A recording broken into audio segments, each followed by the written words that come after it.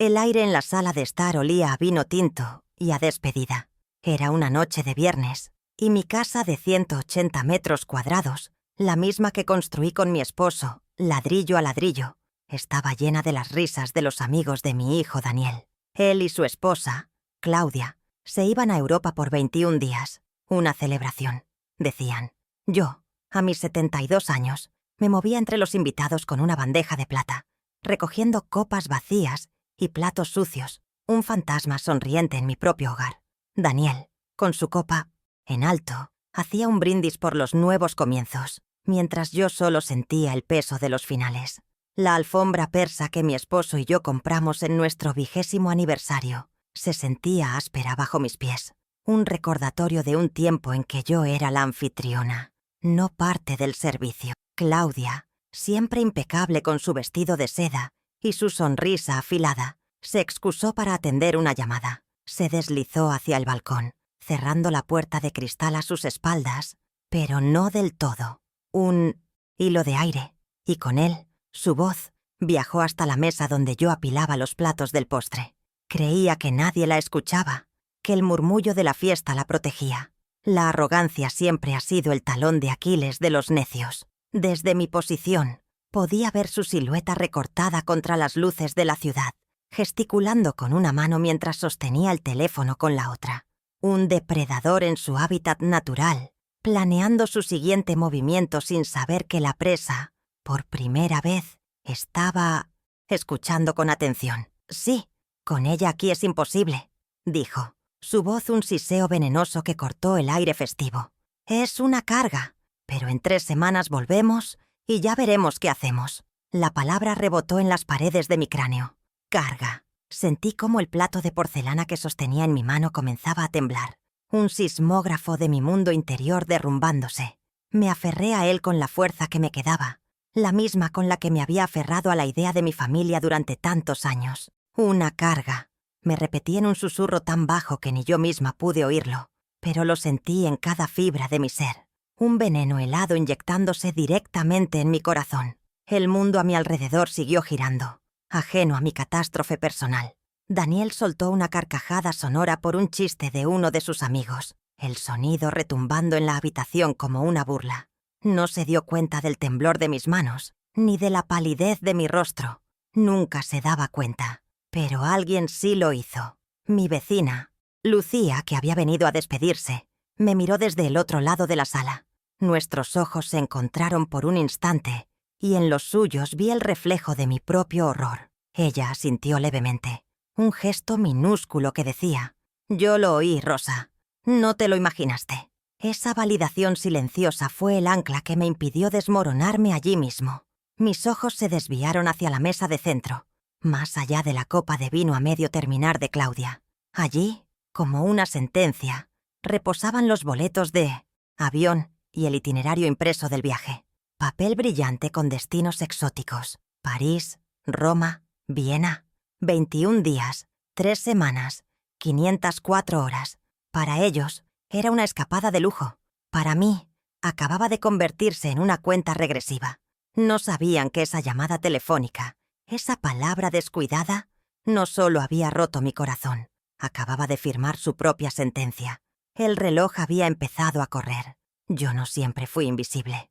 Hubo un tiempo en que mi voz resonaba con autoridad en los pasillos de un hospital, donde fui jefa de enfermeras durante 25 años. Mi mente, entrenada para observar, diagnosticar y actuar con precisión bajo presión, no se había jubilado junto con mi cuerpo. Esta casa, sus cimientos, fueron construidos con mi sudor y el de mi difunto esposo. Cada pared guardaba el eco de una vida de trabajo, de sacrificios que mis hijos parecían haber olvidado convenientemente. Ellos veían ladrillos y cemento. Yo veía las horas extras, las noches en vela, los sueños postergados para darles a ellos un futuro mejor. Un futuro que ahora planeaban sin mí. El primer gran sacrificio llegó en 1998. Daniel, con sus ojos llenos de una ambición que superaba con creces su talento, quería empezar su primer negocio. Necesitaba capital inicial. Mi esposo había fallecido 2 años antes, dejándome con un dolor profundo y un Ford Falcon de 1972, su mayor orgullo. Era mi único recuerdo tangible de él. El olor a su colonia aún impregnado en la tapicería. Sin dudarlo, lo vendí por $5,000 y se los di. El negocio, una tienda de artículos de computación, fracasó en menos de un año. El dinero nunca volvió, y la disculpa fue tan efímera como su sueño empresarial. Después de eso, vino el sacrificio continuo, una sangría lenta y constante que duró 15 años. Mi jubilación, unos respetables $2,800 mensuales, ganados con cada aguja que puse y cada vida que cuidé, se convirtió en el fondo operativo de la casa. Yo cubría la hipoteca, los servicios, la comida, el mantenimiento. «Es para que podamos ahorrar para nuestro futuro, mamá», decía Daniel, con esa facilidad para justificar su dependencia. Su futuro se construía sobre la anulación del mío.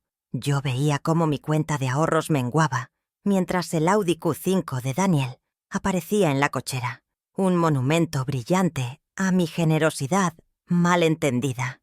El golpe de gracia patrimonial llegó hace 5 años. Daniel se sentó a mi lado en este mismo sofá, con un fajo de papeles y una expresión de falsa preocupación. Me habló de estafadores que se aprovechan de los ancianos, de la complejidad del mundo moderno. «Es para protegerte, mamá», me dijo, guiando mi mano para que firmara un poder general de administración a su nombre y al de su gestor, Héctor Salinas. «Tú no entiendes de estas cosas», confié. Firmé.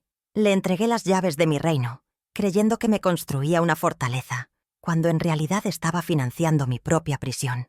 La letra pequeña, como siempre, contenía al diablo. La culpa era su herramienta más afilada, y la usaban con la destreza de un cirujano. Cada vez que insinuaba la necesidad de controlar mis propios gastos o de tener más autonomía, la respuesta era una variación del mismo chantaje emocional. «Mamá, si no nos ayudas con esto, ¿cómo vamos a progresar? Todo lo que hacemos es por el bien de la familia». Pero su concepto de familia era un club exclusivo en el que yo era la patrocinadora, no un miembro con derecho a voto. Mi bienestar nunca formó parte de la ecuación. Era un recurso, como el agua o la electricidad, algo que se daba por sentado hasta el día en que se cortara el suministro. El primer indicio de que mi rol había sido degradado de madre a simple obstáculo fue sutil, pero dolioliente. Un día llegué a casa y los muebles de la sala, los que mi esposo y yo habíamos elegido juntos, habían desaparecido. En su lugar, había un conjunto minimalista, gris y sin alma, elegido por Claudia. Mis viejos sillones, testigos de tantas navidades y cumpleaños, estaban arrumbados en el garaje, cubiertos con una lona de plástico como si fueran cadáveres. «Necesitábamos modernizar el espacio, suegra», dijo Claudia sin mirarme a los ojos. No me consultaron, simplemente ejecutaron. El mensaje era claro. Este ya no era mi espacio, yo solo vivía en él. El siguiente golpe fue directo a mi independencia. Estaba en la caja del supermercado, con el carrito lleno. Al pasar mi tarjeta de débito, la cajera me miró con una mezcla de pena y vergüenza. «Rechazada, señora». El calor subió a mis mejillas. Llamé al banco desde la misma tienda, con el corazón martillando en mis oídos. Una voz impersonal me informó que mi cuenta personal había sido fusionada a una cuenta de inversión manejada por un tal Héctor Salinas, por orden de mi apoderado, Daniel Martínez. Me habían cortado el acceso a mi propio dinero. La humillación de tener que dejar el carrito lleno y salir con las manos vacías fue un nuevo nivel de impotencia. La estaca patrimonial se hizo evidente gracias a Lucía. Una tarde, mientras tomábamos café, ella navegaba en su laptop. De repente, su rostro se tensó. «Rosa, ven a ver esto». En la pantalla, un portal inmobiliario mostraba un anuncio, próximamente disponible. La foto era inconfundible. La fachada de mi casa, con mis rosales en plena floración. Estaban planeando vender mi hogar, el santuario que contenía toda mi vida. No era solo una casa, era mi identidad, mi historia. Y la estaban poniendo en liquidación como si fuera mercancía obsoleta. ¿A dónde iría yo? La pregunta flotó en el aire, pesada y aterradora. La daga reputacional fue quizás la más cruel. Una noche, mientras pasaba por el estudio de Daniel, lo escuché hablando por teléfono con un primo. Su voz era baja, conspiradora. «No, es que mamá ya está perdiendo la cabeza», decía. «Se olvida de las cosas, se confunde. Vamos a tener que empezar a tomar decisiones por ella, por su propio bien». Me quedé helada detrás de la puerta. No solo me estaban robando mi dinero y mi casa, sino también mi cordura. Estaban construyendo una narrativa en la que yo era una anciana senil e incompetente, una justificación perfecta para sus actos depredadores. Estaban asesinando mi credibilidad para heredar en vida. El golpe final, el que aniquiló cualquier resto de duda, lo encontré sobre mi mesita de noche. Era un folleto satinado de una residencia de ancianos de lujo llamada Valles de Paz. Dentro, una nota escrita con la caligrafía perfecta de Claudia. Estuve investigando lugares para que mamá esté más cómoda y mejor atendida. La amenaza ya no era velada. El riesgo ya no era mi dinero, ni mi casa, ni mi reputación. Era mi libertad. Me imaginé en una habitación esterilizada, mirando por una ventana, esperando visitas que nunca llegarían. En ese momento, el miedo se transformó en una furia fría y calculadora. La enfermera en mí despertó. Era hora de un diagnóstico preciso y un tratamiento radical. Al día siguiente de su partida, el silencio en la casa era denso, casi palpable. El Audi Q5 ya no estaba en la cochera, y el eco de sus voces había sido reemplazado por el tic-tac del reloj de pared, un sonido que ahora marcaba el ritmo de mi contraofensiva. A las 9 en punto, Lucía tocó a mi puerta. No traía palabras de consuelo, sino una carpeta bajo el brazo y una mirada de determinación. «El tiempo de llorar se acabó, Rosa», dijo con su voz pragmática de contadora jubilada. «Ahora es tiempo de hacer números y de actuar». Ella fue el catalizador que necesitaba, la confirmación de que no estaba sola en esta batalla. Nuestra primera tarea fue encontrar el documento original, el poder notarial que había firmado 5 años atrás. Recordaba vagamente haberlo guardado en una vieja caja de metal en el fondo del armario de mi esposo, junto a sus medallas del servicio militar y nuestras cartas de noviazgo. Mientras buscaba, el olor a naftalina y a papel viejo me transportó a un tiempo en que la confianza era el pilar de mi existencia. Encontré la caja, cubierta de polvo. Mis manos temblaban al abrirla. Allí estaba, un fajo de papeles legales engrapados, un arma que yo misma había cargado y puesto en manos de mi enemigo. Se lo entregué a Lucía. Ella se puso sus lentes de lectura y comenzó a recorrer las cláusulas, su ceño frunciéndose con cada página que pasaba. Yo observaba su rostro, buscando una señal. Finalmente levantó la vista, sus ojos oscuros y serios. «Rosa, esto es mucho peor de lo que pensábamos», dijo, su voz apenas un murmullo.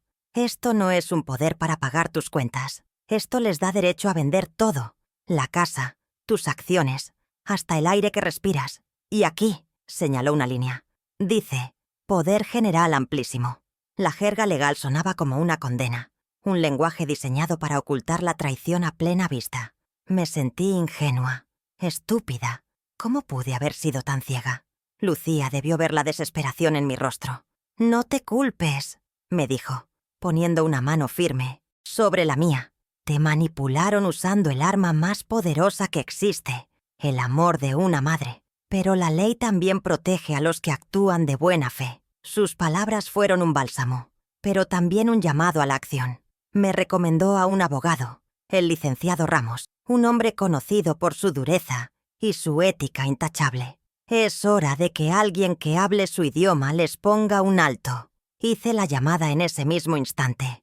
La cita quedó para el lunes a las 9 de la mañana. El fin de semana fue una tortura de ansiedad y planificación. Lucía y yo nos convertimos en un equipo de investigadoras improvisadas. Nos sentamos frente a la computadora familiar, un territorio que rara vez exploraba. Mi nieto me había enseñado lo básico, y fue suficiente. Empezamos por el correo electrónico de Daniel. No necesité hackear nada. La sesión estaba abierta, otra muestra de su arrogante descuido. Con el corazón en un puño, busqué en el historial. No sabía exactamente qué buscaba, pero mi instinto de enfermera me decía que los síntomas estarían allí, en algún lugar de la anatomía digital de su vida. Y entonces lo encontramos, la factura de la agencia de viajes. El viaje a Europa, con un costo total de $18.000, no había sido pagado con sus ahorros. El cargo se había hecho a mi cuenta de inversión, esa misma que yo ya no podía tocar. La prueba estaba allí, en un PDF con el logo de la agencia y un desglose detallado de vuelos en clase ejecutiva, hoteles de 5 estrellas y tours privados. El pagador, Inversiones Martínez. Mi dinero. Mi sacrificio estaba financiando las fotos sonrientes que seguramente pronto empezarían a publicar en sus redes sociales. Imprimí el correo. El papel tibio de la impresora se sentía como una brasa en mis manos. Seguimos cavando, usando palabras clave como Héctor Salinas, propiedad y el nombre de mi calle, Los Fresnos 45. Apareció otro correo electrónico que me heló la sangre. Era de Héctor, el gestor, para Daniel. Tenía 2 meses de antigüedad. El asunto era escalofriantemente corporativo. Plan de optimización patrimonial. El cuerpo del texto era una sentencia de muerte para mi vida como la conocía. Daniel, una vez que la propiedad en la calle Los Fresnos 45 sea liquidada post-viaje, podremos mover el capital al fondo de inversión en el extranjero que discutimos. No era solo vender la casa, era sacar el dinero del país, fuera de mi alcance, para siempre. Con cada prueba que imprimíamos, sentía que una capa de niebla se disipaba en mi mente. La imagen de mi hijo, el que yo había criado y amado, se desvanecía para dar paso a la de un extraño codicioso y sin escrúpulos. La tristeza era inmensa, un océano, pero debajo de ella, una corriente de determinación comenzaba a fluir. Ya no se trataba solo de recuperar mi casa o mi dinero, se trataba de recuperar mi identidad, mi derecho a existir en mis propios términos. Tenía todo lo que necesitaba. Las pruebas estaban apiladas sobre la mesa de la cocina, un arsenal de papel y tinta. Ahora solo faltaba esperar el momento adecuado. 21 días de paciencia contra 25 años de abuso. La balanza, por fin, comenzaba a inclinarse a mi favor. El lunes, a las 9 en punto de la mañana, Lucía y yo nos sentamos frente al licenciado Ramos. Su oficina era sobria, con paredes cubiertas de libros de derecho y un aire de seriedad que me infundió confianza. Le extendí la carpeta con todos los documentos que habíamos reunido. El poder notarial, la factura del viaje, el correo de Héctor Salinas. Él escuchó mi historia en silencio, sin interrumpir, sus ojos fijos en los míos, asintiendo de vez en cuando. Cuando terminé de hablar, se reclinó en su silla y juntó las yemas de sus dedos. El silencio se prolongó por un momento que pareció una eternidad. «Señora Martínez», dijo finalmente, su voz grave y calmada. «Actuaron de mala fe, de una manera moralmente reprobable. Sin embargo, lo hicieron amparados en un poder que usted misma firmó. Mi corazón se hundió. Pero», continuó, y esa palabra fue como un salvavidas, un poder otorgado bajo engaño y utilizado para perjudicar al poderdante es revocable. La palabra irrevocable que la asustó no aplica en casos de fraude evidente. El primer paso es quitarles el arma de las manos, y debemos hacerlo ahora. Su veredicto fue claro y directo, sin falsas promesas, solo un plan de acción. Por primera vez en años, sentí que no estaba luchando sola. El segundo paso de nuestro plan se ejecutó el miércoles, en el día 5 de su viaje. A las 11 de la mañana, me encontraba en una notaría, firmando un nuevo documento. Esta vez, leí cada palabra. Era la revocación inmediata y absoluta de todos los poderes otorgados a Daniel Martínez y a Héctor Salinas. El notario, un hombre mayor con un bigote impecable, estampó su sello con un golpe seco que resonó en la silenciosa oficina, como el disparo de salida de una carrera. Esa misma tarde, las notificaciones certificadas fueron enviadas a todas las instituciones financieras involucradas y al registro público de la propiedad. Había cortado el cordón de poder que los alimentaba. El abogado nos había advertido que los bancos podrían tardar unos días en procesar la revocación. La espera fue un ejercicio de paciencia.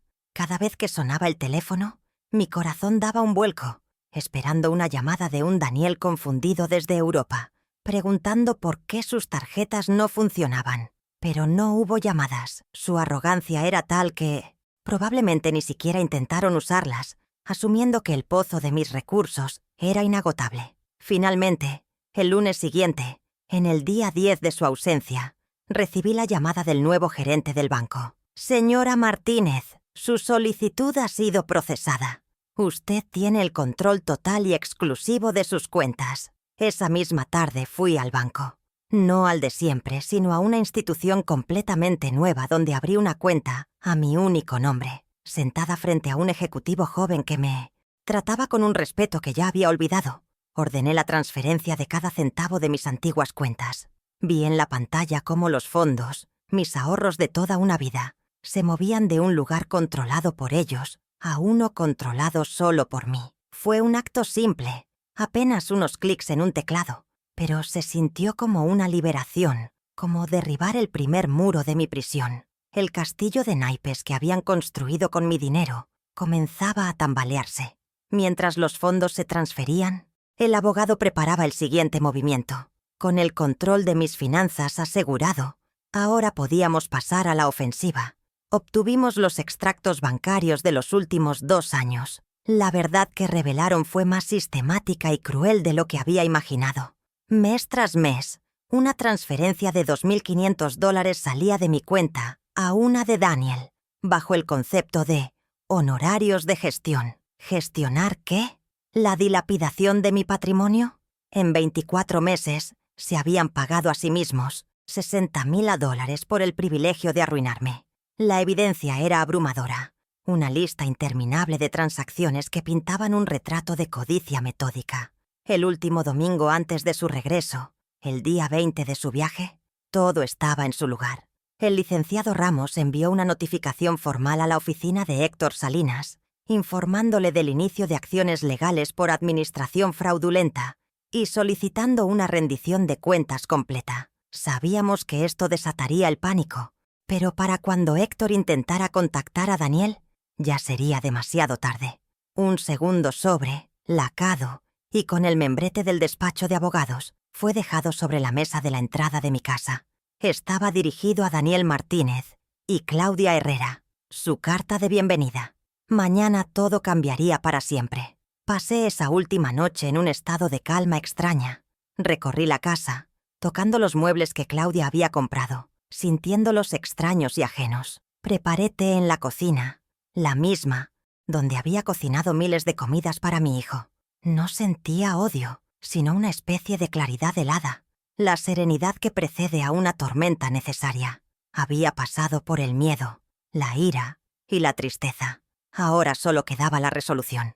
Me senté en mi viejo sillón, el único que había insistido en conservar, y esperé el amanecer. El día del juicio final había llegado. Llegaron al día siguiente, un sábado por la tarde.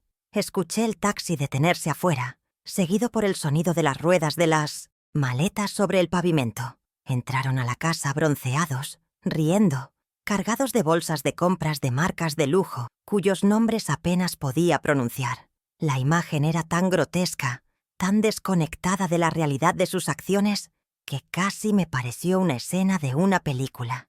Dejaron caer las bolsas en el suelo del recibidor, creando un desorden de logos y papel de seda.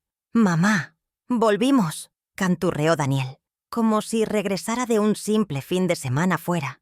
Me encontraron sentada en mi sillón, en la sala de estar.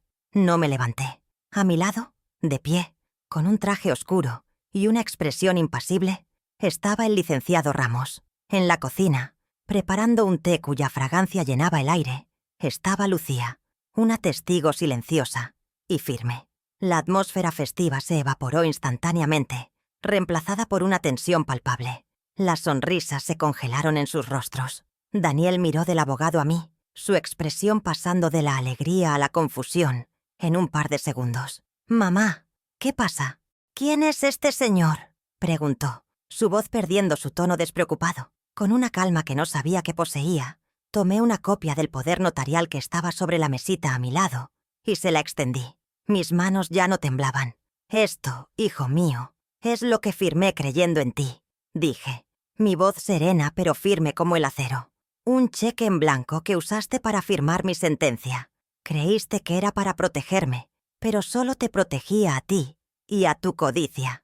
Daniel tomó el papel como si quemara, sus ojos recorriendo las cláusulas que probablemente nunca se había molestado en leer con detenimiento, porque solo le importaba el poder que le conferían. Claudia, recuperándose del shock inicial, dio un paso al frente, su rostro una máscara de indignación. ¿Pero qué es este circo? Ya basta, suegra. Ni siquiera entiendes lo que dicen esos papeles. Daniel solo ha cuidado de ti. Su voz era estridente, acostumbrada a intimidar y dominar, pero sus palabras ya no tenían poder sobre mí. Antes de que pudiera responder, el licenciado Ramos tomó la palabra, su voz llenando la habitación con una autoridad tranquila pero inquebrantable. «Al contrario, señora Herrera», dijo. «La señora Martínez ahora lo entiende todo, con una claridad absoluta». El abogado, con un movimiento deliberado, comenzó a colocar las pruebas sobre la mesa de centro, una por una, como un jugador de cartas, revelando una mano ganadora. Primero los extractos bancarios con las transferencias de 2.500 € mensuales, resaltadas en $1,000 amarillo. Luego la factura del viaje de $18.000 pagada desde mi cuenta. Y finalmente, el correo electrónico impreso de Héctor Salinas con su plan para liquidar mi casa. «La señora Martínez», continuó el licenciado Ramos, «entiende perfectamente los $60.000 en honorarios de gestión, entiende los $18.000 de su viaje a Europa y, sobre todo, entiende el plan para vender su casa y mover el dinero al extranjero». El rostro de Daniel se descompuso. Pasó de la confusión a la negación y finalmente al pánico puro. Su piel bronceada adquirió un tono ceniciento. Miró a Claudia, buscando ayuda, pero ella también estaba pálida, con los labios apretados en una línea delgada. Intentó hablar, balbucear una excusa, pero el abogado la detuvo con un gesto de la mano. «Creo que es mi turno de hablar», dijo, y el silencio que siguió fue total. El momento de las consecuencias había llegado, y serían tan inmediatas y medibles como sus crímenes. La primera consecuencia fue financiera, un golpe directo a su estilo de vida. «A partir de este preciso momento», anunció el licenciado Ramos, su voz cortante, «todas las tarjetas de crédito y débito asociadas a las cuentas de mi clienta, incluidas las extensiones a sus nombres, han sido canceladas». Como un acto reflejo, casi cómico en su previsibilidad, vi a Daniel llevarse la mano al bolsillo trasero de su pantalón, donde guardaba su cartera. El pánico en sus ojos se intensificó. El acceso ilimitado a mi dinero, el combustible que alimentaba su existencia, acababa de ser cortado de raíz. La expresión de Claudia era de puro veneno. Si las miradas mataran, el abogado habría caído fulminado. La segunda consecuencia atacó su símbolo de estatus, su fachada de éxito. Además, continuó el abogado sin inmutarse, el contrato de arrendamiento financiero del Audi Q5 que está en la cochera, que estaba a nombre de la señora Martínez y se pagaba con sus fondos, ha sido rescindido esta mañana por falta de pago del último recibo, que convenientemente hemos decidido no abonar. La compañía de leasing ha sido notificada y una grúa viene a retirarlo en menos de una hora. El sonido de una grúa acercándose por la calle se convirtió en la banda sonora de su caída. El lujo, el aire en la sala de estar olía a vino tinto caro y a despedida inminente. Era una noche de viernes y mi casa de 180 metros cuadrados, la misma que construí con mi esposo ladrillo a ladrillo, estaba llena de las risas estridentes de los amigos de mi hijo, Daniel. Él y su esposa, Claudia, se marchaban a Europa por 21 días. Una celebración, decían. Yo, a mis 72 años, me movía entre los invitados con una bandeja de plata, recogiendo copas vacías y platos sucios, un fantasma sonriente en mi propio hogar. Daniel, con su copa en alto, hacía un brindis por los nuevos comienzos, mientras yo solo sentía el peso aplastante de los finales. La alfombra persa que mi esposo y yo compramos en nuestro 20º aniversario se sentía áspera bajo mis pies. Un recordatorio de un tiempo en que yo era la anfitriona, no una empleada sin sueldo.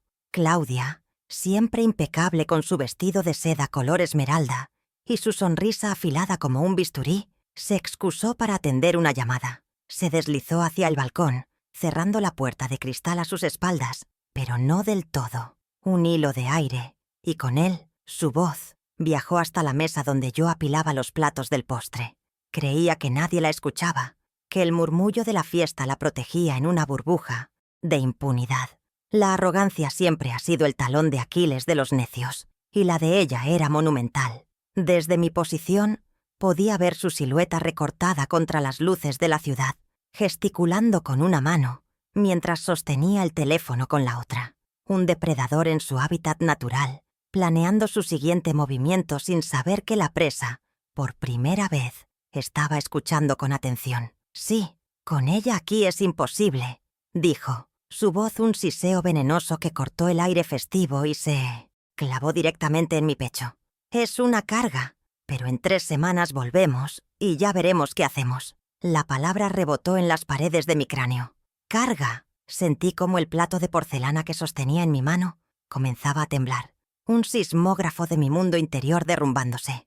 Me aferré a él con la fuerza que me quedaba, la misma con la que me había aferrado a la idea de mi familia durante tantos años. «Una carga», me repetí en un susurro tan bajo que ni yo misma pude oírlo, pero lo sentí en cada fibra de mi ser, un veneno helado inyectándose directamente en mi corazón.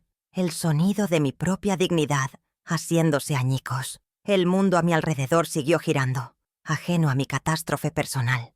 Daniel soltó una carcajada sonora por un chiste de uno de sus amigos, el sonido retumbando en la habitación, como una burla cruel y directa. No se dio cuenta del temblor de mis manos, ni de la palidez de mi rostro, ni del plato de postre que amenazaba con caer y romperse en 1000 pedazos, igual que yo. Nunca se daba cuenta. Para él, yo era parte del mobiliario, una presencia funcional que se aseguraba de que su copa siempre estuviera llena y su vida cómoda. En ese instante, su risa no sonó a alegría, sino a indiferencia. Era la prueba sonora de mi invisibilidad, la confirmación de que mi dolor no tenía espacio en la celebración de su felicidad. Pero alguien sí lo hizo. Mi vecina Lucía, que había venido a despedirse, me miró desde el otro lado de la sala. Nuestros ojos se encontraron por un instante sobre las cabezas de los invitados, y en los suyos vi el reflejo de mi propio horror. Ella asintió levemente, un gesto minúsculo, casi imperceptible para cualquiera, pero para mí fue un faro en la oscuridad. Su mirada decía: «Yo lo oí, Rosa. No te lo imaginaste».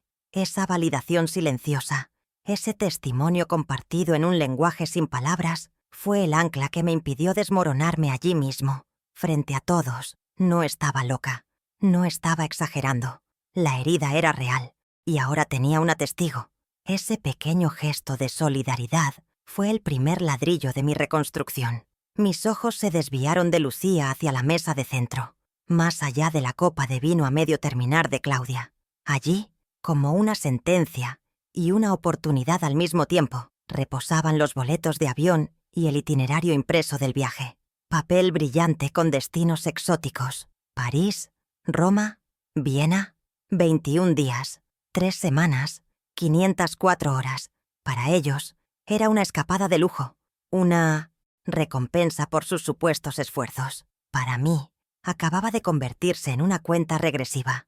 No sabían que esa llamada telefónica, esa palabra descuidada, no solo había roto mi corazón, acababa de armar mi mano. El reloj había empezado a correr, pero no marcaba el tiempo para mi final, sino para el de ellos. La presa acababa de empezar a tejer su propia trampa. Yo no siempre fui invisible. Hubo un tiempo en que mi voz resonaba con autoridad en los pasillos de un hospital, donde fui jefa de enfermeras durante 25 años. Mi mente, entrenada para observar, diagnosticar y actuar con precisión bajo presión, no se había jubilado junto con mi cuerpo. Solo estaba en estado latente. Esta casa, sus cimientos, fueron construidos con mi sudor y el de mi difunto esposo. Cada pared guardaba el eco de una vida de trabajo, de sacrificios que mis hijos parecían haber olvidado convenientemente. Ellos veían ladrillos y cemento. Yo veía las horas extras, las noches en vela, los sueños postergados para darles un futuro que ahora planeaban sin mí. No sabían que esa llamada telefónica no solo había firmado su propia sentencia, Acababa de despertar a la mujer que yo solía ser. El primer gran sacrificio llegó en 1998, un año que recuerdo con la claridad del cristal. Daniel, con sus ojos llenos de una ambición que superaba con creces su talento, quería empezar su primer negocio. Necesitaba capital inicial, una suma que para nosotros era una fortuna.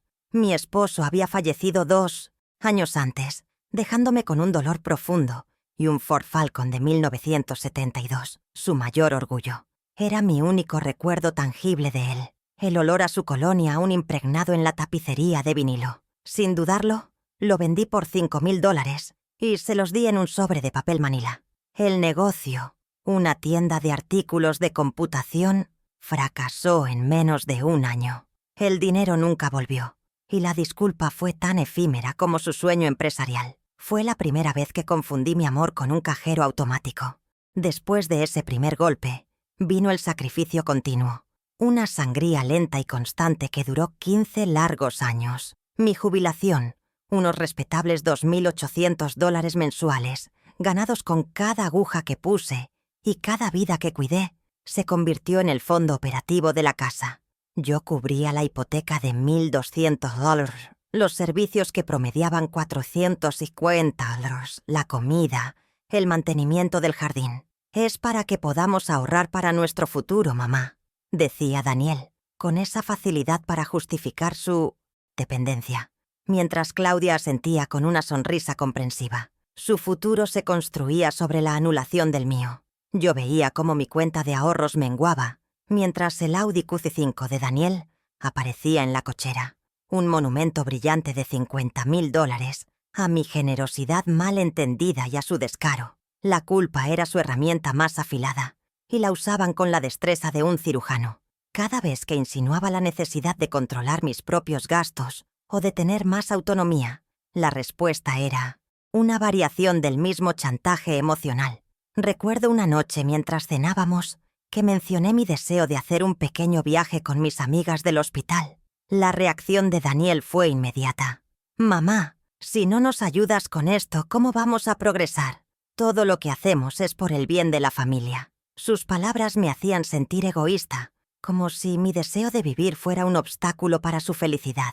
Pero su concepto de familia era un club exclusivo en el que yo era la patrocinadora, no un miembro con derecho a voto. Mi bienestar nunca formó parte de la ecuación. El golpe de gracia patrimonial llegó hace 5 años. Daniel se sentó a mi lado en este mismo sofá, con un fajo de papeles y una expresión de falsa preocupación, que ahora reconozco también. Me habló de estafadores que se aprovechan de los ancianos, de la complejidad del mundo moderno, de lo fácil que sería para mí cometer un error. «Es para protegerte, mamá», me dijo, guiando mi mano para que firmara un poder general de administración a su nombre y al de su gestor. «Héctor Salinas, tú no entiendes de estas cosas», confié. Firmé sin leer la letra pequeña, esa que decía «Poder General Amplísimo». Le entregué las llaves de mi reino, creyendo que me construía una fortaleza, cuando en realidad estaba financiando mi propia prisión. El diablo, como siempre, estaba en los detalles. El primer indicio de que mi rol había sido degradado de madre a simple obstáculo fue sutil, pero dolió como una herida profunda. Unos días llegué a casa después de mi caminata matutina, y los muebles de la sala, los que mi esposo y yo habíamos elegido juntos en una tienda de antigüedades, habían desaparecido. En su lugar había un conjunto minimalista, gris y sin alma, elegido por Claudia. Mis viejos sillones, testigos de tantas navidades y cumpleaños, estaban arrumbados en el garaje, cubiertos con una lona de plástico como si fueran cadáveres. «Necesitábamos modernizar el espacio, suegra», dijo Claudia sin mirarme a los ojos, mientras desempaquetaba un jarrón geométrico. No me consultaron, simplemente ejecutaron. El mensaje era claro. Este ya no era mi espacio. Yo solo vivía en él, de prestado. El siguiente golpe fue directo a mi independencia, una humillación pública y calculada. Estaba en la caja del supermercado, con el carrito lleno de las provisiones para la semana.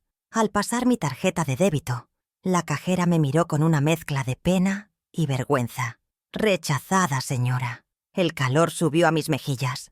Llamé al banco desde la misma tienda, con el corazón martillando en mis oídos. Una voz impersonal me informó que mi cuenta personal había sido fusionada a una cuenta de inversión manejada por un tal Héctor Salinas, por orden de mi apoderado, Daniel Martínez.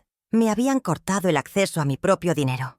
La humillación de tener que dejar el carrito lleno y salir con las manos vacías fue un nuevo nivel de impotencia.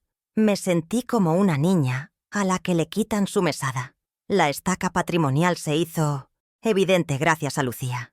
Una tarde, mientras tomábamos café en su cocina, ella navegaba en su laptop buscando una receta.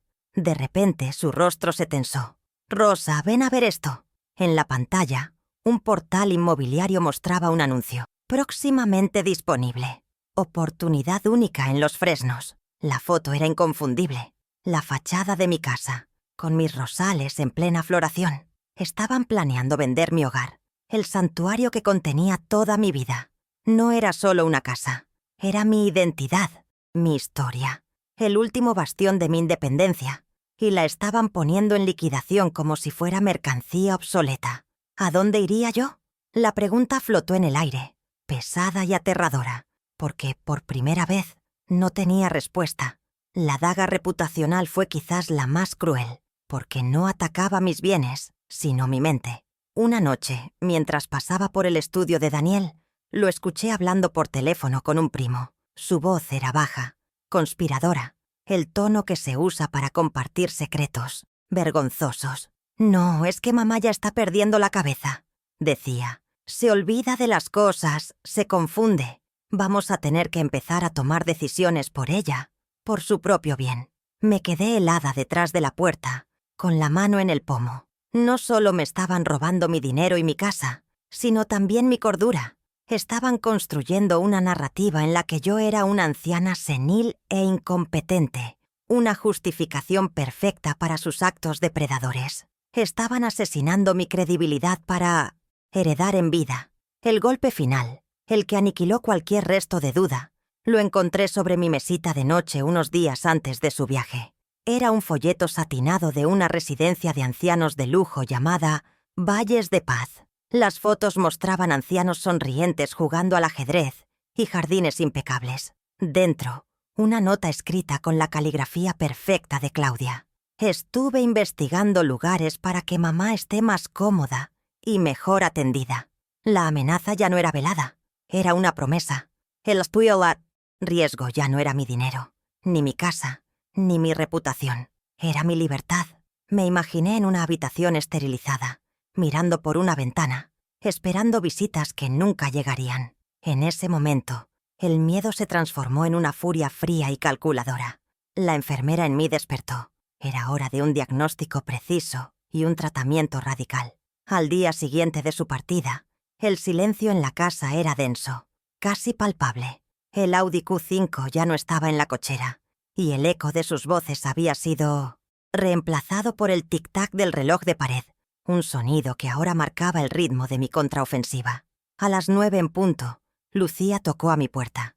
No traía palabras de consuelo, sino una carpeta bajo el brazo y una mirada de determinación. «El tiempo de llorar se acabó, Rosa», dijo con su voz pragmática de contadora jubilada. «Ahora es tiempo de hacer números y de actuar». Ella fue el catalizador que necesitaba, la confirmación de que no estaba sola en esta batalla. Nuestra primera tarea era encontrar el documento original, el arma que yo misma les había entregado, el poder notarial que había firmado 5 años atrás. Debíamos entender la anatomía exacta de la traición. Recordaba vagamente haberlo guardado en una vieja caja de metal, en el fondo del armario de mi esposo, junto a sus medallas del servicio militar y nuestras cartas de noviazgo. Mientras buscaba, el olor a naftalina y a papel viejo me transportó a un tiempo en que la confianza era el pilar de mi existencia. Encontré la caja, cubierta de polvo. Mis manos temblaban al abrirla, no de debilidad, sino de una rabia contenida. Allí estaba, un fajo de papeles legales engrapados, con sellos azules y firmas que apenas reconocía como mías. Un arma que yo misma había cargado y puesto en manos de mi enemigo. Lo saqué con el cuidado de un forense que manipula una prueba crucial. sintiendo el peso de mi propia ingenuidad en cada una de sus hojas. Era el esqueleto de mi ruina. Se lo entregué a Lucía en la mesa de la cocina. Ella se puso sus lentes de lectura y comenzó a recorrer las cláusulas, su ceño frunciéndose con cada página que pasaba.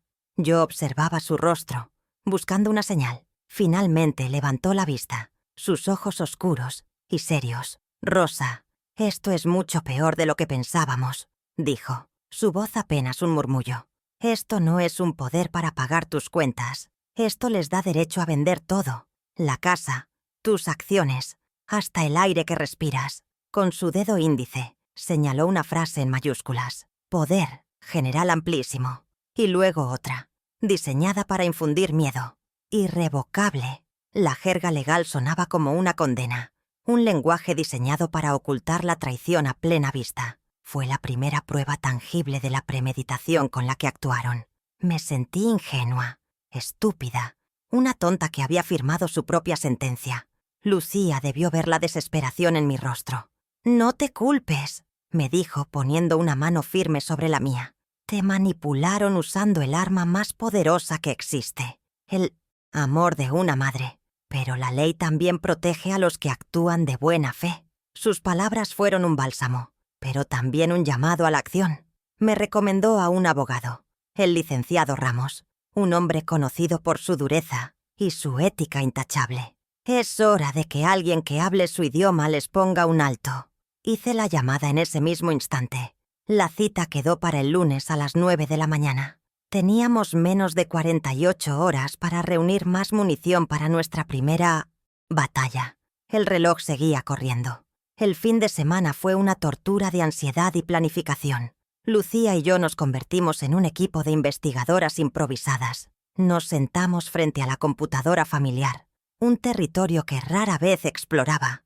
Mi nieto me había enseñado lo básico, y fue suficiente. Empezamos por el correo electrónico de Daniel. No necesité hackear nada. La sesión estaba abierta. Otra muestra de su arrogante descuido. Con el corazón en un puño, comencé a navegar en la intimidad digital de mi hijo.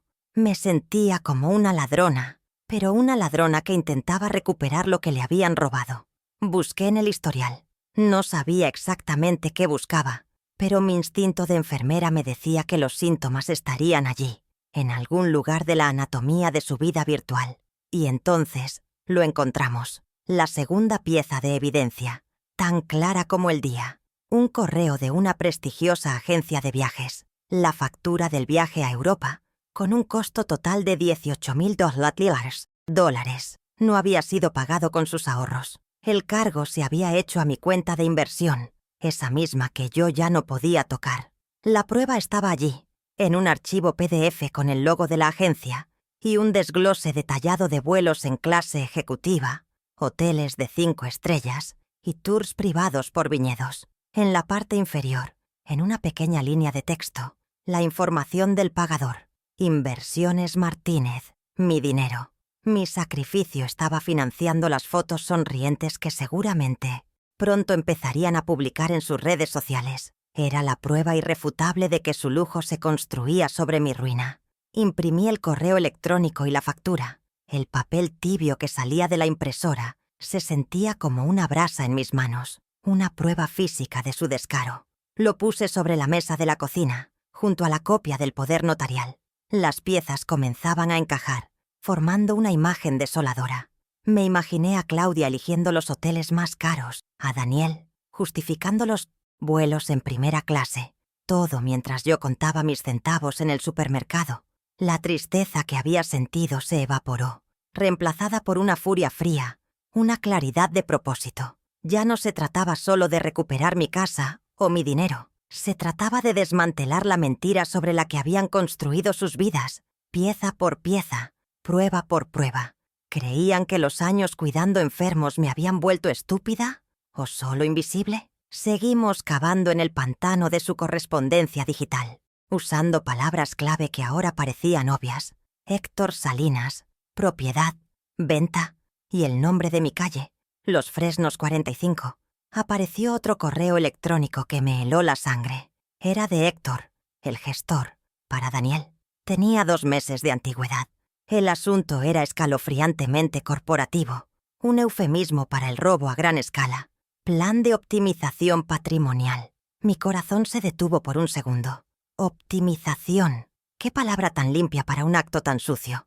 Lucía se acercó para leer sobre mi hombro, su respiración contenida junto a la mía. Sabíamos que lo que encontraríamos en el cuerpo de ese mensaje sería la pieza final, la que completaría el rompecabezas de su traición. Era la última puerta que necesitábamos abrir. Con un clic tembloroso, abrí el mensaje. El cuerpo del texto era una sentencia de muerte para mi vida como la conocía, escrita en el lenguaje frío de los negocios. Daniel, una vez que la propiedad en la calle Los Fresnos 45 sea liquidada post-viaje, podremos mover el capital al fondo de inversión en el extranjero que discutimos y así blindar el patrimonio de futuras contingencias. Contingencias. ¿Se refería a mí? No era solo vender la casa. Era sacar el dinero del país, fuera de mi alcance, para siempre. Era borrarme del mapa financiero, dejarme sin nada, probablemente en esa residencia de lujo que habían elegido para mí. Esta era la prueba reina, la evidencia de una conspiración calculada para despojarme de todo lo que había construido. La palabra carga ahora tenía un plan de acción y un destino final. Imprimí ese último correo y lo coloqué con los demás. Sobre la mesa de la cocina ahora descansaba un arsenal. La evidencia número 1. El poder notarial, el arma del crimen. La evidencia número 2. La factura de 18.000 $, el fruto del robo. Y la evidencia número 3. El plan de liquidación, la confesión escrita de sus intenciones finales. Con estas 3 pruebas, el licenciado Ramos no solo podría defenderme, podría atacar. La furia, niebla de la duda y la culpa se había disipado por completo. Ahora solo quedaba una claridad glacial y un propósito inquebrantable. Las 504 horas de su viaje ya no eran una cuenta regresiva hacia mi desgracia, sino el tiempo que yo tenía para preparar su bienvenida. Una bienvenida que jamás olvidarían. La enfermera estaba lista para operar. El lunes, a las 9 en punto de la mañana, Lucía y yo nos sentamos frente al licenciado Ramos. Su oficina era sobria, con paredes cubiertas, de libros de derecho y un aire de seriedad que me infundió confianza. Le extendí la carpeta con todos los documentos que habíamos reunido. El poder notarial, la factura del viaje, el correo de Héctor Salinas. Él escuchó mi historia en silencio, sin interrumpir, sus ojos fijos en los míos, asintiendo de vez en cuando. Cuando terminé de hablar, se reclinó en su silla y juntó las yemas de sus dedos. El silencio se prolongó por un momento, que pareció una eternidad, un vacío en el que mi futuro pendía de un hilo. Por primera vez, sentí una chispa de esperanza, pero las siguientes palabras de Ramos me helaron la sangre. Tenemos que movernos más rápido que ellos. Tienen una ventaja de 21 días, pero nosotros tenemos el elemento sorpresa. Nuestro primer movimiento debe ser legalmente impecable y absolutamente silencioso. Ramos dibujó la estrategia en una hoja de papel, un mapa de batalla con 4 pasos claros. Primero, revocar el poder notarial de forma inmediata. Segundo, notificar a todas las instituciones financieras y al registro de la propiedad. Tercero, asegurar todos mis activos en cuentas nuevas, a mi único nombre. Y cuarto, preparar la notificación legal que les daríamos la bienvenida a casa. Me explicó que la palabra irrevocable en el poder era una táctica de intimidación que no se sostenía en casos de fraude evidente. Mi mente de enfermera se activó. Entendí la secuencia, la necesidad de precisión, la ausencia de margen para el error. Cada paso era como una dosis de un antídoto que, administrado correctamente, salvaría mi vida. Ramos me miró por encima de sus gafas. La revocación es simple. El verdadero desafío, señora Martínez, será la auditoría financiera. Necesitamos saber exactamente hasta dónde llega la podredumbre, y tenemos menos de 3 semanas para averiguarlo. El paso 2 se ejecutó el miércoles, en el día 5 de su viaje. A las 11 de la mañana me encontraba en una notaría, firmando un nuevo documento. Esta vez leí cada palabra, cada cláusula. Era la revocación inmediata y absoluta de todos los poderes otorgados a Daniel Martínez y a Héctor Salinas. El notario, Un hombre mayor con un bigote impecable estampó su sello con un golpe seco que resonó en la silenciosa oficina como el disparo de salida de una carrera. Cada letra de mi firma se sintió como si estuviera reclamando un pedazo de mi alma. Esto no era solo un documento legal, era mi declaración de independencia. El notario me entregó una copia certificada. «Las notificaciones se enviarán esta tarde», dijo.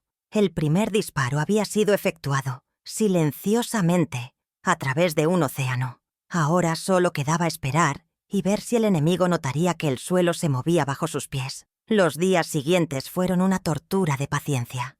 Lucía y yo nos turnábamos para revisar mis antiguas cuentas bancarias en línea. No había movimientos, ni transferencias sospechosas. Ninguna llamada de un Daniel confundido desde París, preguntando por qué sus tarjetas no funcionaban. Su arrogancia era nuestra mayor aliada.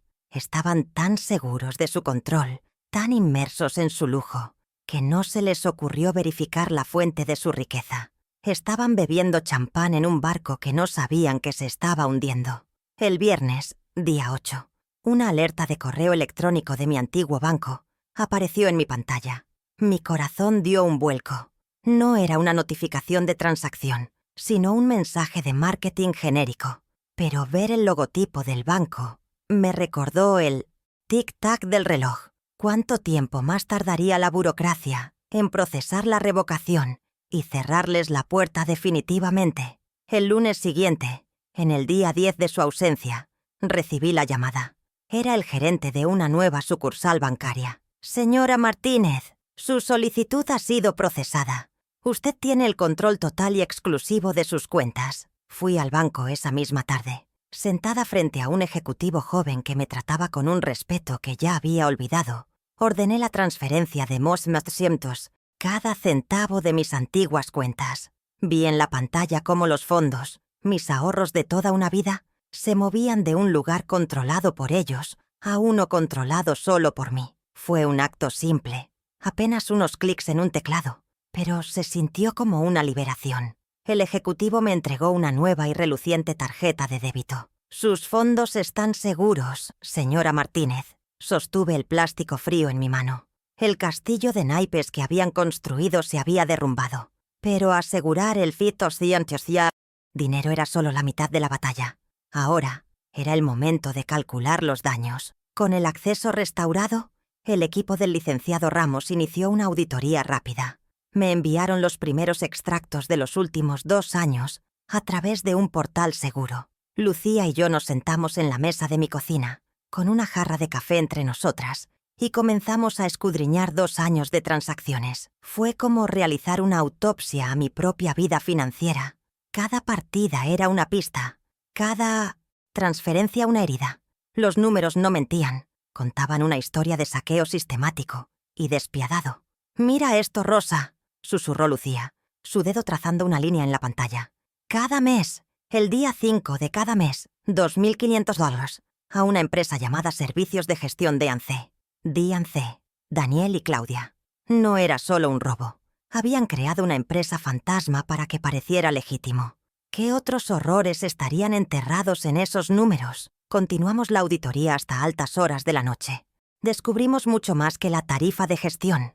Había cargos de suscripciones de lujo que yo nunca supe que tenía, facturas de restaurantes en los que nunca había estado, pagos para los días de spa de Claudia y la membresía del club de golf de Daniel. El drenaje total era mucho mayor que los $2.500 mensuales. Se acercaba a los $4.000 cuando se sumaban todos los gastos parasitarios. En 2 años, eso ascendía a casi $100.000. La ira que sentía era fría y precisa. Esto no era codicia impulsiva. Era una estrategia calculada a largo plazo. Habían tratado mis ahorros de toda la vida como su cuenta de gastos personal. Al llegar a los extractos de 3 meses antes, lo encontramos. Un único y gran retiro de $18.000. La descripción era vaga. Transferencia de inversión.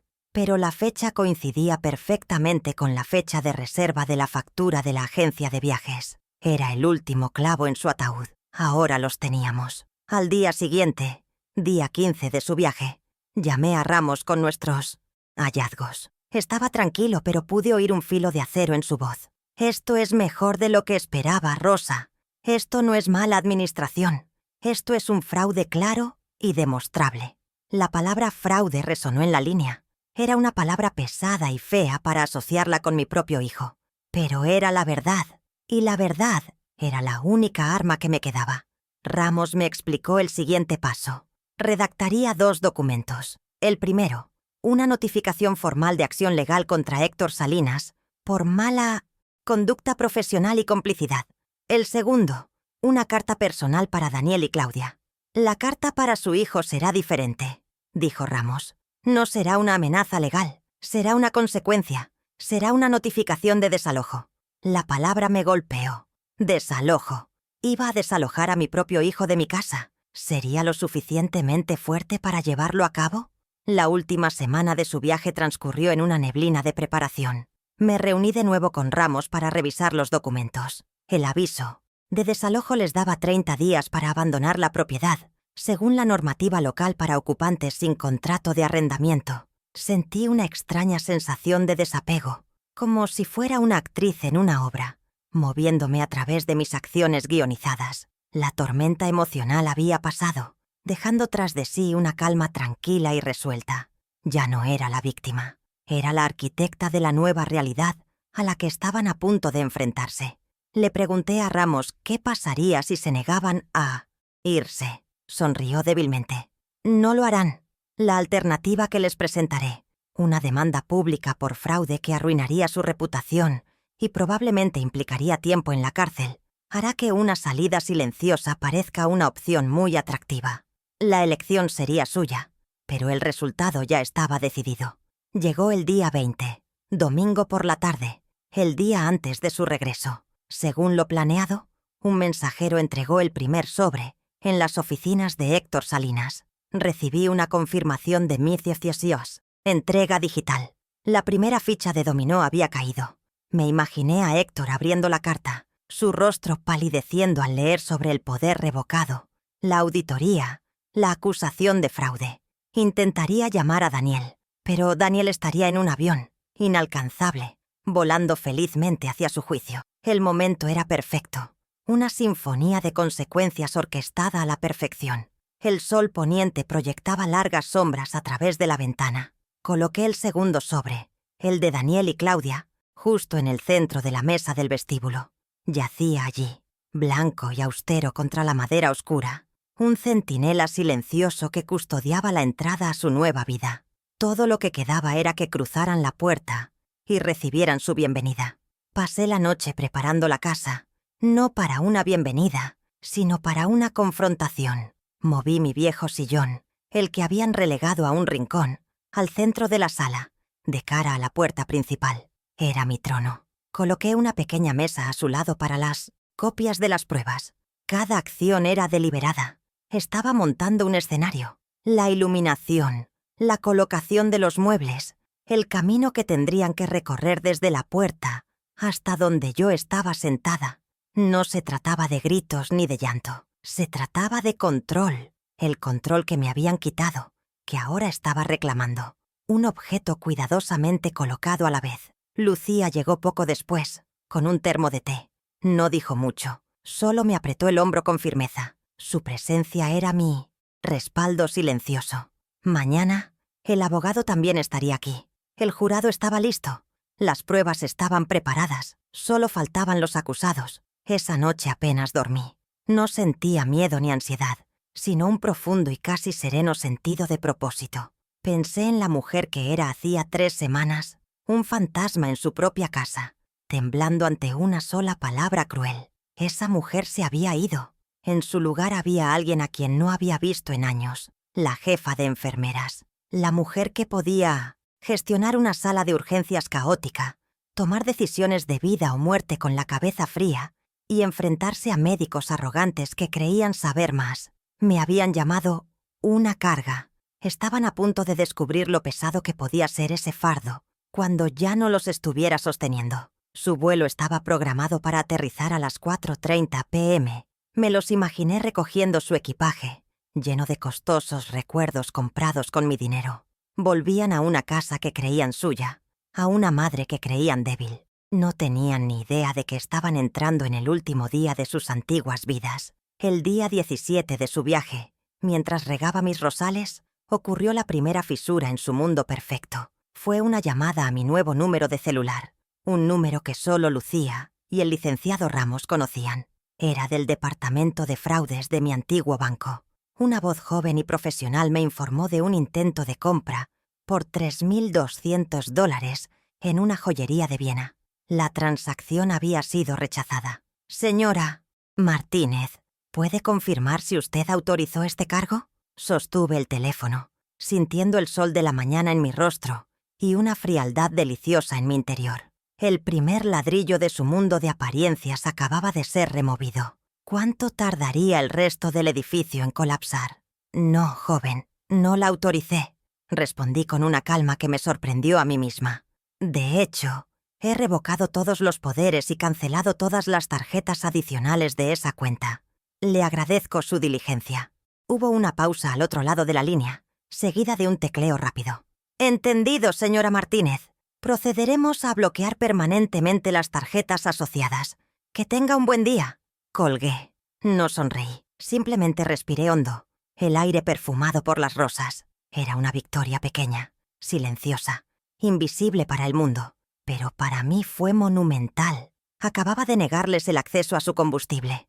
El motor de su arrogancia comenzaba a toser, a miles de kilómetros de distancia.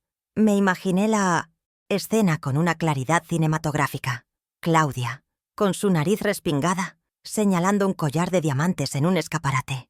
Daniel, sacando su cartera con ese aire de suficiencia que tanto practicaba, entregando la tarjeta de crédito que no era suya. La vendedora pasándola por el terminal. 1, 2 veces. La palabra humillante en la pequeña pantalla. Rechazada.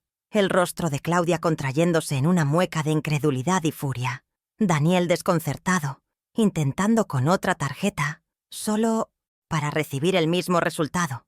La humillación pública que me habían infligido en el supermercado ahora se les devolvía, pero en un escenario de lujo, bajo las luces brillantes de una capital europea. La ironía era tan amarga como satisfactoria. Su primera reacción, lo sabía, no sería sospechar de mí. Su arrogancia era un muro demasiado alto para ver por encima de él. Culparían al banco, a una falla del sistema internacional, a cualquier cosa antes que a la dócil anciana que habían dejado atrás. Su siguiente llamada sería a Héctor Salinas, su cómplice, el gestor que les había asegurado que todo estaba blindado. Me los imaginé en una cafetería vienesa, con el murmullo de conversaciones ajenas a su alrededor. La voz de Daniel tensa y baja por el celular. «Héctor, ¿qué demonios pasa? Ninguna de las tarjetas funciona». Pero Héctor no les daría la respuesta tranquilizadora que esperaban. Él ya había recibido la carta de mi abogado. El pánico, sabía yo, era contagioso. El plan de licenciado Ramos había sido preciso. La notificación a Héctor se había enviado el día 20, un día antes de su regreso, para asegurar que no tuviera tiempo de advertirles eficazmente. Ahora, en el día 17, mi acción de cancelar las tarjetas había acelerado su descubrimiento. Héctor, al recibir la llamada de un Daniel furioso desde Viena, se encontraría atrapado entre la espada de mi demanda legal y la pared de la ira de su cliente. Su lealtad, basada únicamente en el dinero, se evaporaría al instante. Intentaría protegerse a sí mismo, dejando a Daniel y Claudia solos en su naufragio financiero. Estaban en un continente ajeno, sin acceso a los fondos que daban por sentados, y la única persona a la que podían culpar aún no entraba en su radar. Su mundo se encogía, y ni siquiera sabían por qué. Esa tarde, mientras Lucía y yo tomábamos un té en mi cocina, mi antiguo teléfono de casa sonó. Había decidido no cancelarlo, dejándolo como un cebo, una línea directa a mi antigua vida. El identificador de llamadas mostraba un número internacional. Era él. Dejé que sonara 5 veces antes de contestar. «¿Hola?», dije, mi voz intencionadamente frágil, la voz de la mujer que ellos creían que yo era. «Mamá, qué bueno que contestas». La voz de Daniel sonaba forzadamente casual, pero la tensión vibraba debajo de la superficie como una cuerda de guitarra demasiado tensa. «Oye, qué cosa más rara. Hemos tenido unos problemas con las tarjetas del banco. ¿Tú no has notado nada extraño por allá? La pregunta no era una preocupación, era una sonda, una búsqueda desesperada de una explicación que no lo incluyera a él como responsable. ¿Problemas, hijo? No, para nada, respondí, mirando a Lucía, quien me observaba con una leve sonrisa. Aquí todo está muy tranquilo. Pagué el recibo de la luz esta mañana sin ningún inconveniente con mi nueva tarjeta. Dejé caer esa última frase, mi nueva tarjeta, con la sutileza de una pluma, pero sabía que para él sería como el sonido de una alarma. Hubo un silencio al otro lado. Podía casi oír las ruedas de su mente girando, intentando procesar una información que no encajaba en su narrativa. ¿Por qué tendría yo una nueva tarjeta? ¿Desde cuándo manejaba yo mis propias finanzas? La primera semilla de la duda real acababa de ser plantada en el terreno fértil de su pánico. ¿Tu nueva tarjeta?, repitió, su voz perdiendo toda la falsa casualidad. ¿Por qué tienes una nueva tarjeta, mamá? Ay, hijo, ya sabes cómo son los bancos. Mentí con una facilidad que me asustó y me enorgulleció a partes iguales. Me la mandaron la semana pasada. Por seguridad, dicen. Ni les entiendo, pero funciona muy bien. Le ofrecí una explicación plausible, mundana, diseñada para calmarlo y confundirlo al mismo tiempo. No le di ninguna razón para sospechar de una rebelión, solo de la incompetencia burocrática que tanto despreciaba. Quería que su frustración se dirigiera hacia un enemigo anónimo, no hacia mí. Aún no. El golpe final debía ser en persona, cara a cara. Bueno, qué raro. Algo debe estar mal con el sistema de aquí entonces, dijo, aunque su voz carecía de convicción. Ya lo resolveremos. Llegamos mañana por la tarde. ¿Está todo bien en casa? La pregunta era una formalidad, un último intento de mantener la farsa de que le importaba. Todo está en perfecto orden, Daniel, respondí. Los estaré esperando. Cada una de mis palabras era una verdad a medias que ocultaba una verdad mucho más grande. La casa estaba en orden, sí, en un nuevo orden establecido por mí. Y sí, los estaba esperando, pero no con la cena caliente que él imaginaba, sino con la fría cuenta de sus acciones. La conversación terminó con promesas vacías de que me llamarían al aterrizar. Colgué el teléfono, y el silencio que siguió ya no era de soledad, sino de poder. Lucía me sirvió más té. Lo manejaste como una cirujana, Rosa, dijo en voz baja. La llamada había sido el reverso que necesitábamos. Había confirmado que mi plan funcionaba y que ellos estaban ciegos, tropezando en la oscuridad que ellos mismos habían creado. El equilibrio de poder se había invertido por completo. Ya no era yo la que esperaba con miedo su regreso y su veredicto sobre mi futuro. Ahora eran ellos los que volaban hacia un destino incierto, con la ansiedad carcomiéndolos. El escenario estaba listo.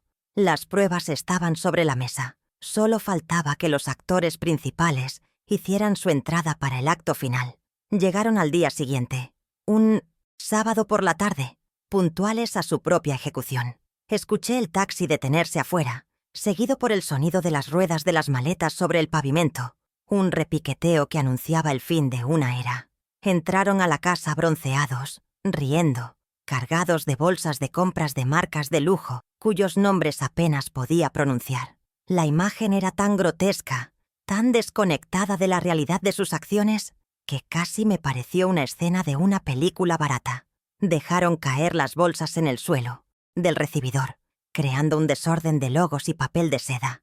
«Mamá, volvimos», canturreó Daniel, como si regresara de un simple fin de semana fuera. Su voz, llena de una alegría superficial, era el último sonido de su antigua vida, aunque él aún no lo sabía.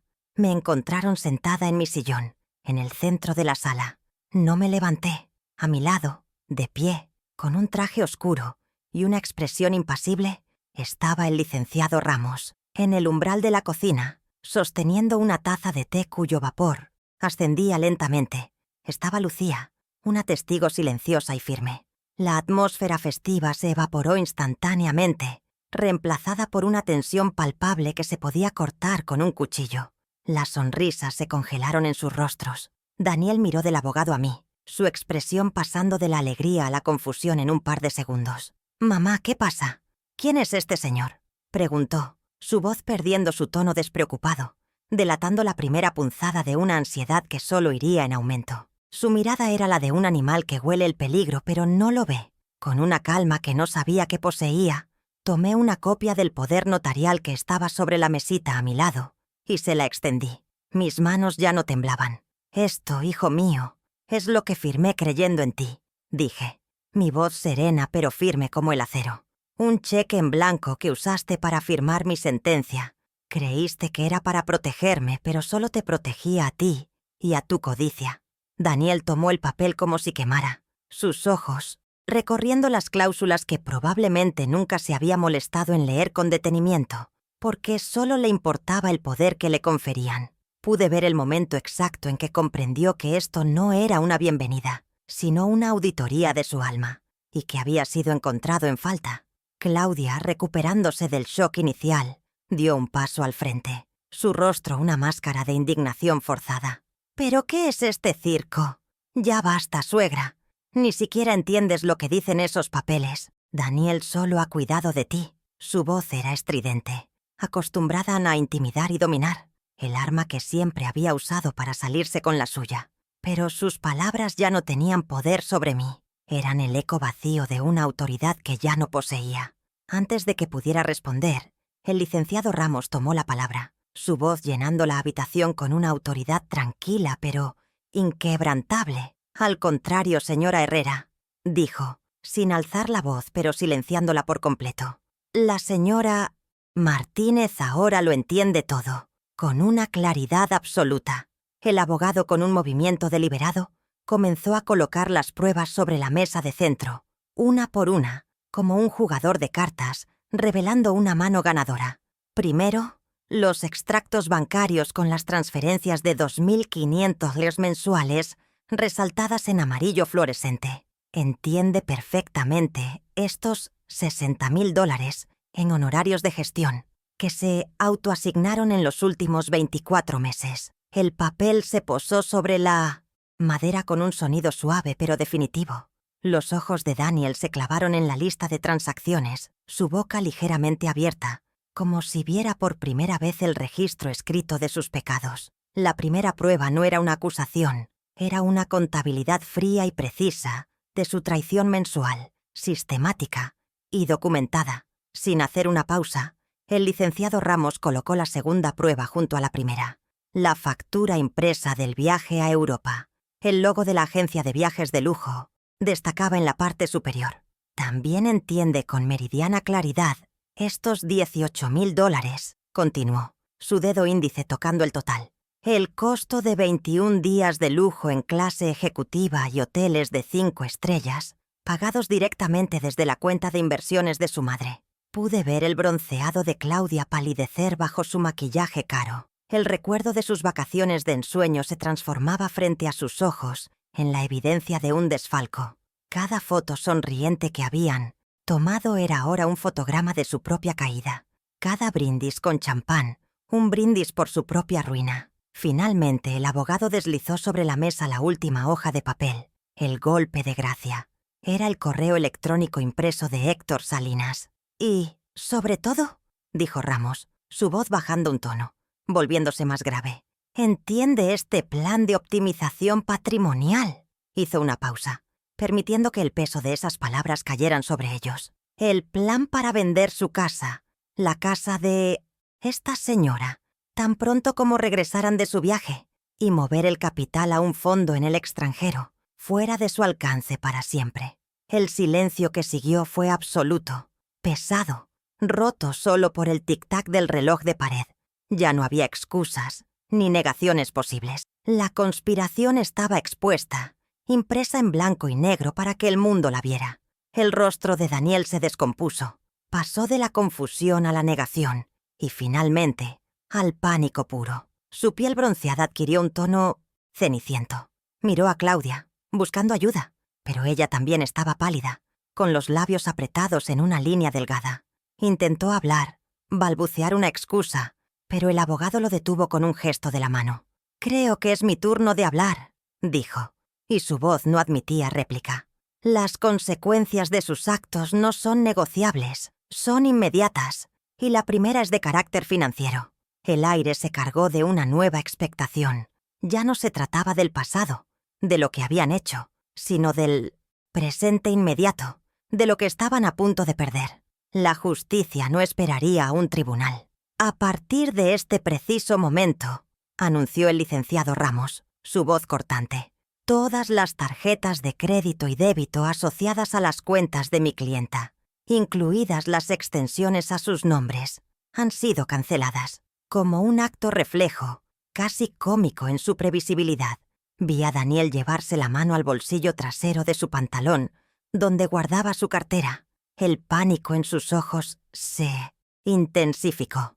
El acceso ilimitado a mi dinero, el combustible que alimentaba su existencia, acababa de ser cortado de raíz. La expresión de Claudia era de puro veneno. Si las miradas mataran, el abogado habría caído fulminado en ese mismo instante. Su mundo de compras impulsivas y cenas caras se había desvanecido en una sola frase.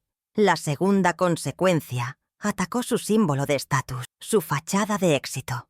Además, continuó el abogado sin inmutarse, el contrato de arrendamiento financiero del Audi Q5 que está en la cochera, que estaba a nombre de la señora Martínez y se pagaba con sus fondos, ha sido rescindido esta mañana por falta de pago del último recibo.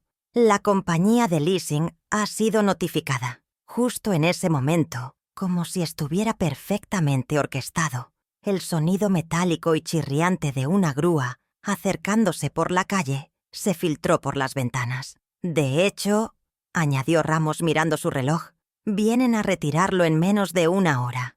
El lujo que proyectaban, el coche que usaban para impresionar a sus amigos, estaba a punto de ser arrancado de su vida, literalmente. Y entonces, el golpe final. El licenciado Ramos se inclinó, recogió el sobre lacado que había estado esperando en la mesa del vestíbulo y se lo extendió a Daniel. «Y esto», dijo, su voz ahora desprovista de toda emoción, «es una notificación formal de desalojo». La palabra colgó en el aire, letal y definitiva. Como ocupantes sin contrato de arrendamiento en una propiedad que ya no les da la bienvenida, tienen 30 días para abandonar estas instalaciones. Daniel miró el sobre como si fuera una serpiente. No lo tomó. Ramos simplemente lo dejó caer sobre la pila de bolsas de compras de lujo a sus pies. El documento legal aterrizó sobre un logo de Chanel, una imagen perfecta de su nueva realidad. La ley por encima de sus caprichos. Se quedaron allí, petrificados, rodeados por los despojos de su viaje. El bronceado de sus pieles no podía ocultar la palidez del shock. Claudia me lanzó una mirada cargada de un odio tan puro que casi pude sentirlo físicamente, pero no dijo nada. ¿Qué podía decir? Por primera vez en su vida se había quedado sin palabras, sin argumentos, sin poder. Daniel solo miraba el sobre, luego a mí, sus ojos suplicando algo que yo ya no estaba dispuesta a dar. Misericordia. La dinámica de poder en esa habitación se había invertido de forma tan completa y brutal que el aire mismo parecía diferente. Ya no era su casa, ya no era su madre, solo era una mujer que había recuperado lo que era suyo. Finalmente rompí el silencio. Mi voz no era de triunfo, sino de conclusión. «Tu bien me costó mi paz», dije, mirándolo directamente a los ojos. «Mi carga pagó tu viaje. La cuenta está saldada. Ahora, por favor, retírense». No era una petición, era una orden. Les di la espalda, un gesto que significaba el final de la conversación y el final de nuestra relación tal como la conocían. Caminé hacia la cocina, donde Lucía me esperaba. No miré hacia atrás para ver sus reacciones. No necesitaba hacerlo.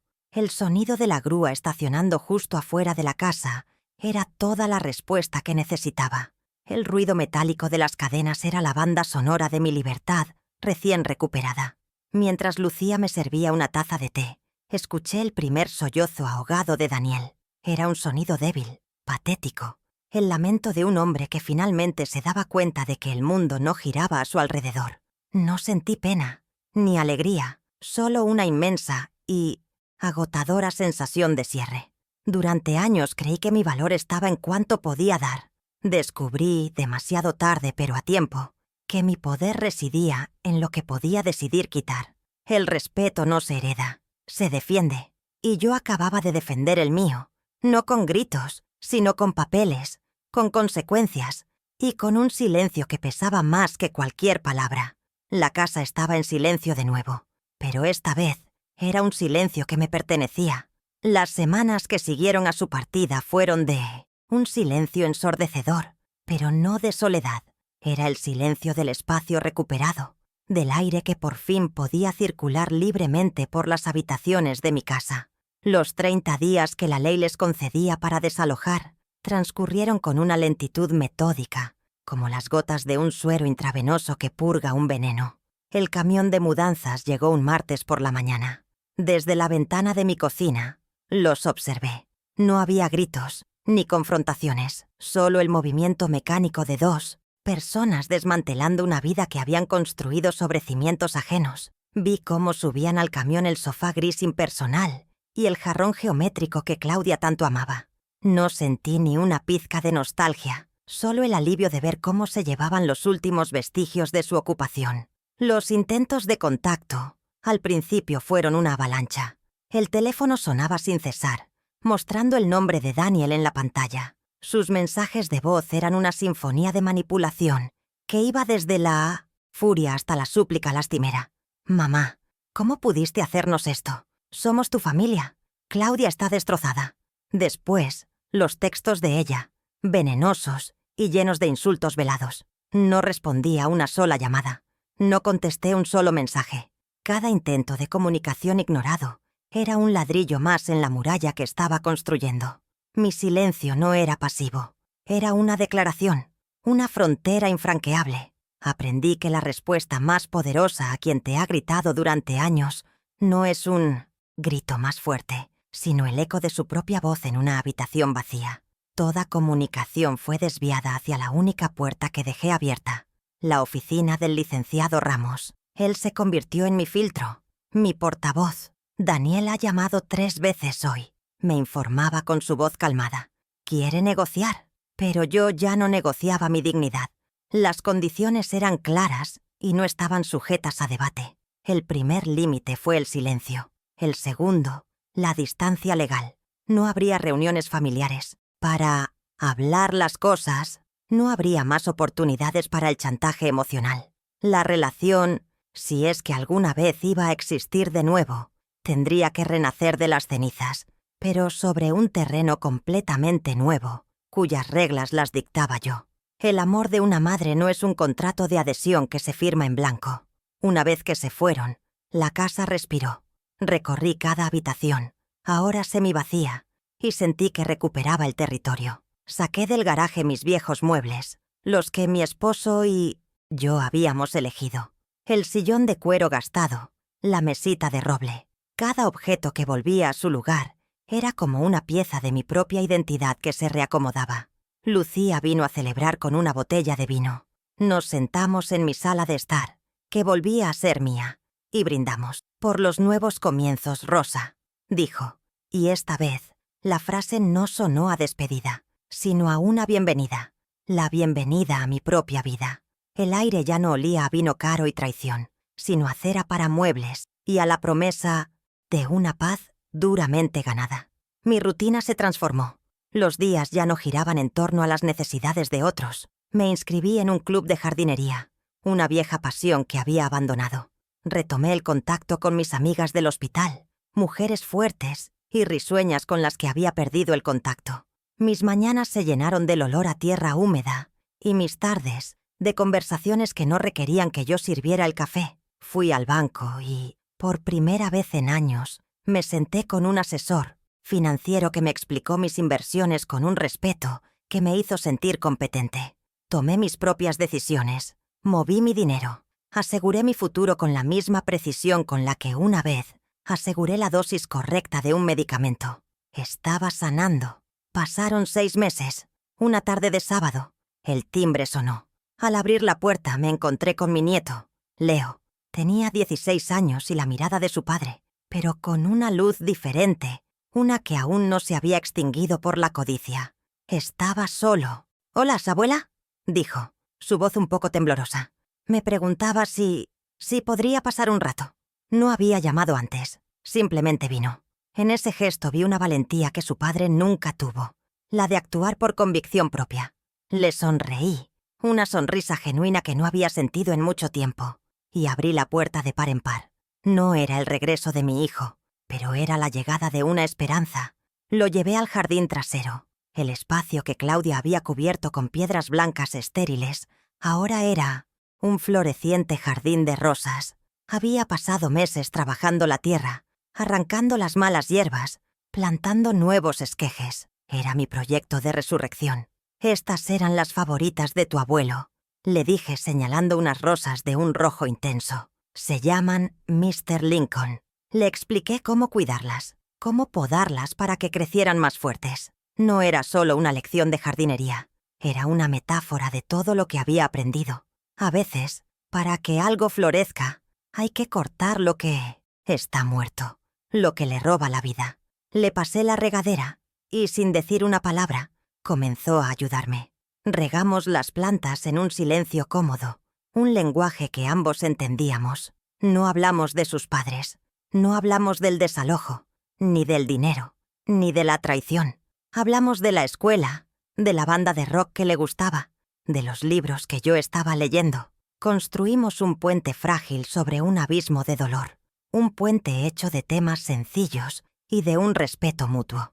Descubrí que el verdadero perdón no siempre llega con grandes discursos, sino con pequeños actos de presencia, con la voluntad de empezar de nuevo sin arrastrar el peso del pasado. Antes de que se fuera, corté la rosa más hermosa del jardín, una de un color carmesí profundo y aterciopelado. Se la entregué. «Para tu habitación», le dije.